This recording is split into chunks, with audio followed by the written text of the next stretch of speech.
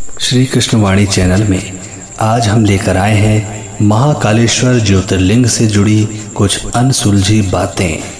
सबसे पहले आपको बताते हैं कैसे हुई महाकालेश्वर ज्योतिर्लिंग की उत्पत्ति और क्या है इसकी उत्पत्ति से जुड़ी पौराणिक कथा। महाकालेश्वर ज्योतिर्लिंग भगवान शिव के 12 ज्योतिर्लिंगों में से एक है। भगवान शिव काल से परे हैं, वे आदि हैं और अनंत हैं। वे महाकाल हैं। जिन लोगों को अकाल मृत्यु का भय रहता है उन्हें महाकाल ज्योतिर्लिंग के दर्शन करने चाहिए। महाकाल की कृपा से अकाल मृत्यु भी टल जाती है। जिस पर महाकाल की कृपा हो जाए उसका काल भी कुछ नहीं बिगाड़ सकता। शिव पुराण में महाकालेश्वर ज्योतिर्लिंग की पौराणिक कथा का उल्लेख मिलता है। शिव पुराण की कथा के अनुसार उज्जैनी में चंद्रसेन नाम का राजा शासन करता था, जो शिव भक्त था। भगवान शिव के गणों में से एक मणिभद्र से उसकी मित्रता थी। एक दिन मणिभद्र ने राजा को एक अमूल्य चिंता मणि प्रदान की, जिसको धारण करने से चंद्रसेन का प्रभुत्व बढ़ने लगा। यश और कीर्ति दूर दूर तक फैलने लगी। इसके कारण दूसरे राज्यों के राजाओं में उस मणि को पाने की लालसा जाग उठी। कुछ राजाओं ने चंद्रसेन पर हमला कर दिया। राजा चंद्रसेन वहां से भागकर महाकाल की शरण में आ गया और उनकी तपस्या में लीन हो गया। कुछ समय बाद वहां पर एक विधवा गोपी अपने 5 साल के बेटे के साथ पहुंची। बालक राजा को शिव भक्ति में देखकर प्रेरित हुआ और वो भी शिवलिंग की पूजा करने लगा। वो बालक शिव आराधना में इतना लीन हो गया कि उसे माँ की आवाज़ सुनाई नहीं दे रही थी। उसकी माँ उसे भोजन के लिए बार बार आवाज़ लगा रही थी। बालक के न आने पर माँ क्रोधित होकर उसके पास गई और उसे पीटने लगी।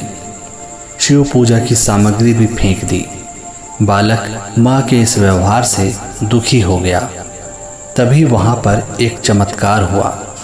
भगवान शिव की कृपा से वहाँ पर एक सुंदर मंदिर निर्मित हो गया, जिसमें दिव्य शिवलिंग भी था और उस पर बालक द्वारा अर्पित की गई पूजा सामग्री भी थी। इस तरह से वहाँ पर महाकालेश्वर ज्योतिर्लिंग की उत्पत्ति हुई।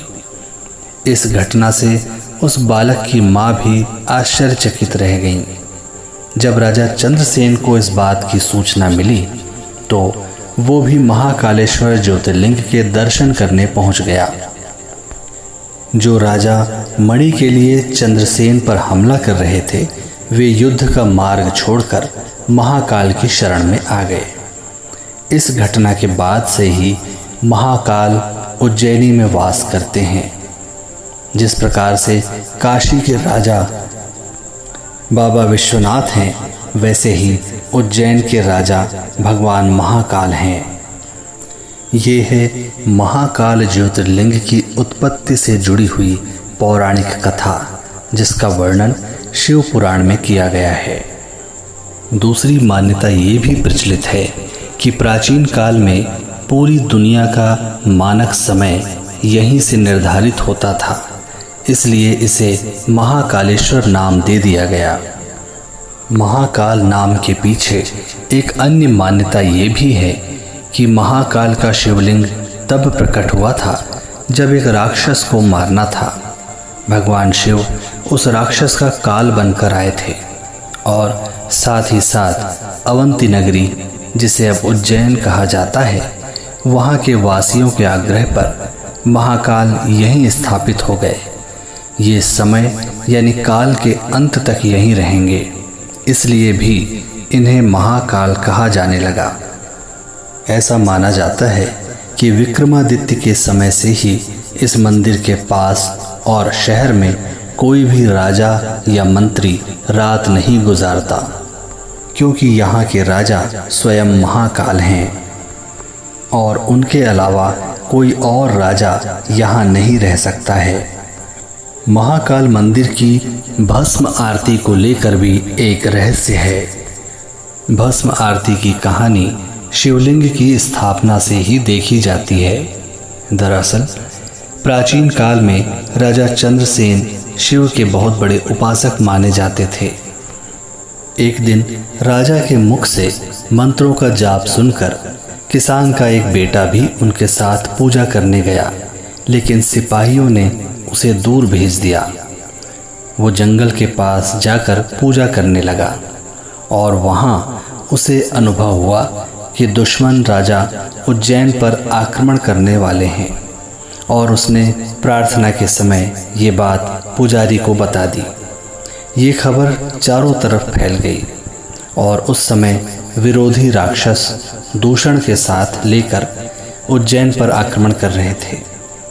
दूषण को भगवान ब्रह्मा का वरदान प्राप्त था कि वो किसी को दिखाई नहीं देगा। उस समय पूरी प्रजा ही भगवान शिव की आराधना में लगी हुई थी और अपने भक्तों की ऐसी पुकार सुनकर महाकाल स्वयं प्रकट हुए। महाकाल ने दूषण का वध किया और उसकी राख से ही अपना श्रृंगार किया। उसके बाद वे वहीं विराजमान हो गए। तब से भस्म आरती का विधान बन गया। ये दिन की सबसे पहली आरती होती है।